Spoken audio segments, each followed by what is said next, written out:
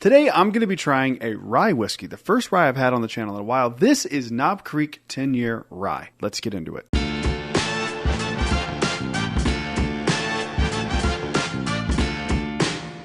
Hello everyone, welcome back to Brad's Bourbon Reviews. I'm Brad, and today we are going to be doing a rye review here. I have heard nothing but good things. In fact, I heard from my buddy Mike from Bourbon when this bottle came out, and he was like, I know you don't love rye, you need to try it. I was like, okay, and I didn't go buy it because it was one of those things where it was at a time where a lot of things were just kind of coming out, and I was just buying other things instead of this one, but I had always intended to come back and get this one. And last week, this went on clearance at Publix, and it was like, I don't remember what the exact price was, but I remember my fiance telling me that it was like $15, $20 less than MSRP, and I was like, I can't say no to it now. So I had her get it because I was definitely excited to try this. So today we're going to give this thing a proper review. I have never had this outside of this, so this is a fresh crack on this bottle here, as you can tell, because this Knob Creek wax is just, I hate wax bottles. I understand, I get it. They're way more efficient as far as like preventing leakage and stuff, but I hate them because they're just such a pain in the ass to get into. Knob Creeks aren't as bad, but still. And also, before we get too further into this here, if you're in North or South Carolina and can make it on July 23rd at 6 p.m., I'm going to be at Southern Grace Distilleries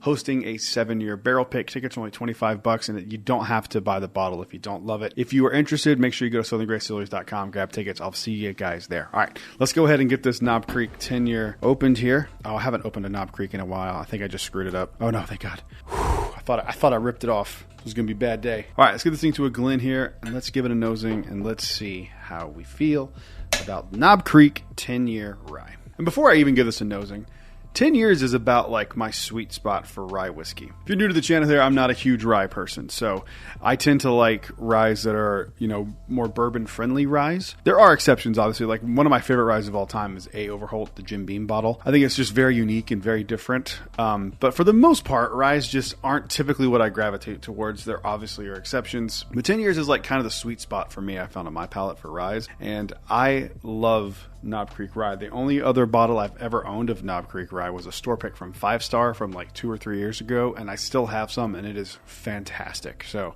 if it's half as good as that one was, we're going to be in business here. So let's go ahead, give us a nosing, and let's see how we feel. Ooh, orangey. A lot of vanilla. Some like earthy pine notes almost. I kind of want to say like grassy, because there is like a grassy quality to it too. A little funky dirtiness. I like it. I kind of like the nose on this. Very almost savory. Yeah, it's almost like ham. Is that a thing on rye whiskey? Is ham a note on rye whiskeys? I swear to God, I'm getting like a ham note on this. Like Easter ham, not like deli shaved ham, like honey baked ham.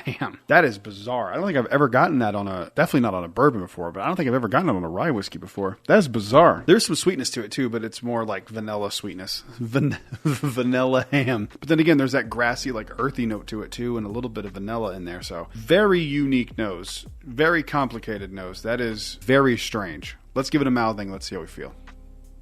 Ooh. It is definitely like pine oak into mint.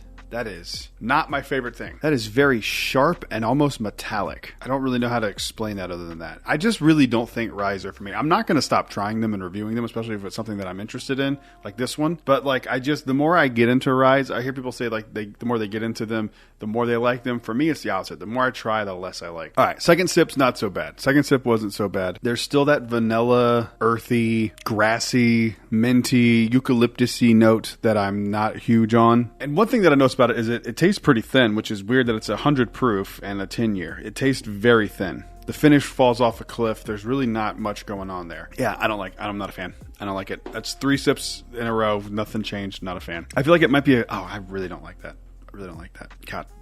And again, if you enjoy ryes, you might really like this. That one for me, just too much. I think that might actually be good in cocktails, but I don't know. I'd have to try it in an old fashioned, which is my go-to cocktail for rye whiskey especially, and maybe I'll try that at some point, but I don't like that. I don't want to go too low on it because it's probably a me thing. It's probably just something that I don't enjoy. I try to be objective. Typically in my scores, like what would someone who likes rye like this? But for me right now, I'm just going to go, because I had such a visceral reaction to this, I'm going to give it a 5.5. I really don't like that. I don't think I'll ever go back to that bottle. I still get like pine sol notes on. It's just not my jam. That's just not for me. But comment down below. Let me know if there's any rye whiskeys that you think I should try or would like based on me not liking this. While you're down there, make sure you leave a like and subscribe. We are on our way to 10,000 subscribers. I'll see you guys in the next one. Until then, cheers. A big thank you to all the Patreon supporters you see on screen right now.